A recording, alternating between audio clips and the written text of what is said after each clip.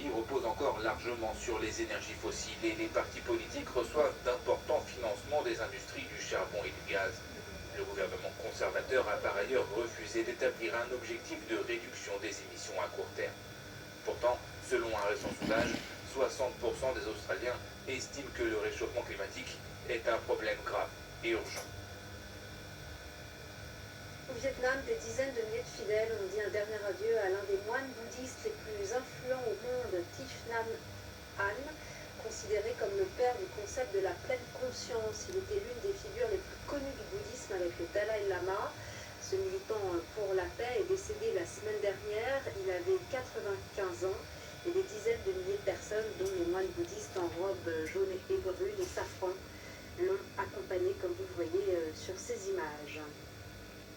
Et c'est la fin de ce journal. Merci à toute l'équipe technique, à Samy Sirier, à Arnaud Lepape, à Florent Turin, à François Perrin, à Florence Viala, à Arthur Even, à Brice Leguet, à Esther Martinez-Lopez, à Daniela Keitano, à Sarah Bertlisson et à Nabil El-Choubachi. L'information continue sur France 24, en français, en anglais, en arabe et en espagnol. Merci à vous tous.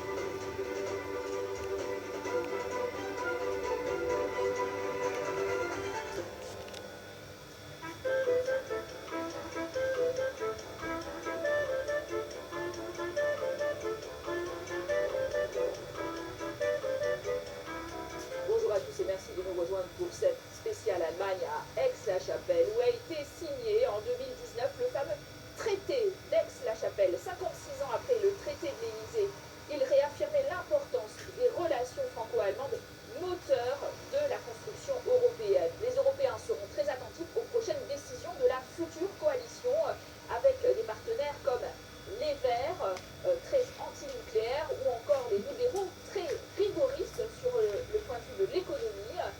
Voilà pourquoi nous allons à la rencontre de ces deux partis minoritaires maintenant, et nous partons d'ailleurs en direction des régions sinistrées d'Allemagne qui ont été touchées cet été par de terribles inondations.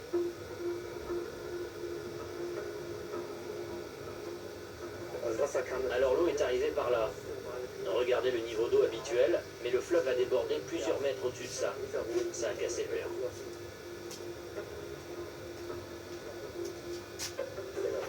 Effectivement, la coulée est arrivée jusqu'ici et environ une centaine de maisons ne sont plus habitables. Une centaine de familles ont dû être relogées. Allons voir en centre-ville.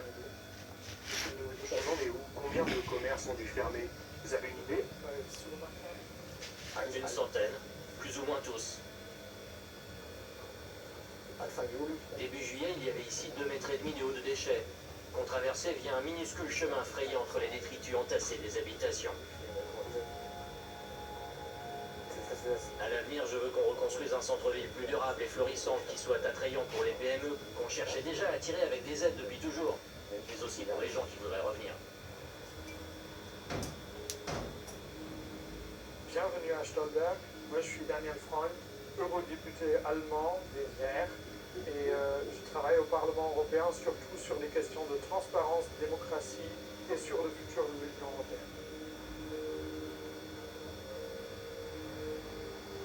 On vient de vous voir, Daniel Freund, en train de revisiter ce visage que vous connaissez bien de Stolberg, qui a été victime de terribles inondations l'été dernier, et ce qui peut-être d'ailleurs vous a permis en septembre d'avoir davantage de votes pour les Verts. Bon, évidemment, on aurait espéré un peu plus encore, mais c'est le meilleur score qu'on a jamais fait. Je pense avec ces inondations l'année passée, ils ont vraiment réalisé que le changement climatique, c'est pas quelque chose qui se passe très loin ou dans le futur, mais ça se passe maintenant et ici. On veut installer des panneaux photovoltaïques sur tous les toits, et on a, avec cette nouvelle coalition, maintenant réservé 2% du territoire allemand pour les éoliens, pour le vent, pour vraiment faire possible cette transition dans un pays industrialisé, C'est quoi ça? 5e économie au monde, de montrer qu'on peut faire ça avec du 100% renouvelable. Les producteurs allemands ont été un peu en retard par rapport à la Chine, aux États-Unis avec les véhicules électriques. On essaie maintenant de se rattraper. Le gouvernement a dit on veut 15 millions de voitures électriques sur les routes allemandes en 2030. On a eu l'impression qu'Emmanuel Macron faisait des offres davantage d'Europe à l'Allemagne sans qu'elle puisse les entendre sous l'ère Merkel. Oui, donc Angela Merkel n'a jamais répondu à Emmanuel Macron. Nous, on a toujours critiqué ça. Les Français sont notre partenaire au sein de l'Union européenne. Et le nouveau gouvernement, il s'est donné des vraies ambitions de plus d'Europe. Une Europe qui C'est ma chance. Jusqu'à là, il y a les gens qui n'ont pas pu. mais aussi une Europe qui donne davantage encore Comme ils ont pris nos papiers là. avec un parlement, par exemple. Ils ont commencé par nous. Hein. On était les premiers à entrer. De l'euro, migration, Brexit, On était maintenant fait même Corona, tout décharger. 11 ans de dialogue avec la Hongrie, 6 ans avec la Pologne, nous ont amené dans la plus grande crise de l'état de droit qu'on n'a jamais eu dans l'Union Ils chargeaient de l'objet à l'intérieur. mise en question. Et ça aussi, c'est parti de ce qu'a laissé Angela Merkel, donc le nouveau gouvernement allemand, dit on va changer cette politique. L'immigration, ça n'a pas été un des grands thèmes de campagne en Allemagne. Cette fois-ci, ça le sera en France, on le sait, encore une fois. Qu'est-ce qu'il faudrait faire aujourd'hui quand on se trouve face à des crises migratoires à la fois à l'Est, mais aussi au Sud de l'Europe? On a des sociétés qui vieillissent, mais on a besoin de gens qui viennent pour maintenir notre richesse, notre économie. C'est pas possible sans immigration. Et surtout, on doit y aller en tant qu'Européens, parce que ça sert à rien si chaque pays fait un peu son propre truc dans son coin. Barnier qui vient de négocier le Brexit, il n'y a toujours pas de cherry picking pour les Anglais, ils ne peuvent pas se choisir les règles qu'ils veulent. Et la première chose qu'ils proposent, c'est que la France choisisse sa propre exception sur la question de la migration. Ça ne peut pas fonctionner comme ça. Donc un tel discours dans les élections présidentielles en France, évidemment, c'est incohérent. Merci Daniel pour cette entretien. Alors, en septembre dernier, les Allemands ont envoyé 736 députés dans leur groupe de stade, leur parlement, et leur visage a véritablement changé, puisque 40% ont 40 ans, 23% sont des femmes, et puis 11% sont issus de l'immigration. Il y a en effet un manque de visibilité de ces minorités issues de l'immigration en Allemagne, qui tentent d'être utilisées dans les champs politiques, comme le montre ce reportage signé Anne-Marie.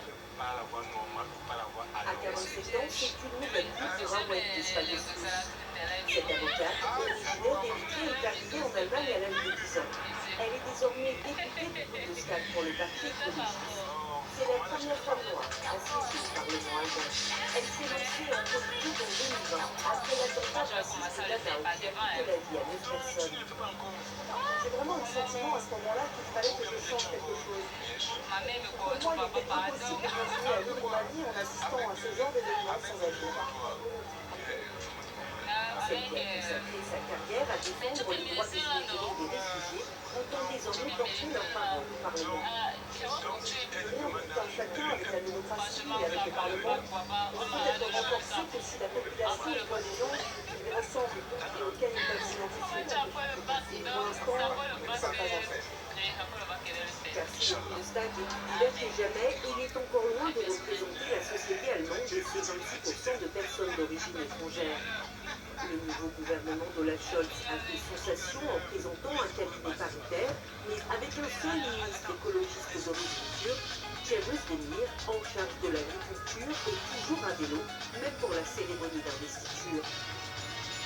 Pour le député social-démocrate Armand Sorge, un pas important a toutefois été franchi. Le programme de la coalition qui promet de faciliter l'accès à la citoyenneté allemande et à la double nationalité en est le reflet cérémonie. On essaie de mettre des structures en place, et donc maintenant on peut mettre à disposition une personne qui veut travailler, qui veut bâtir notre société avec nous, c'est ça qu'on essaie de construire, c'est pour ça que le contrat de la coalition est assez compliqué pour ce pays. Un changement de paradigme dans un pays vieillissant qui a besoin de main-d'œuvre et se considère désormais comme une terre génération.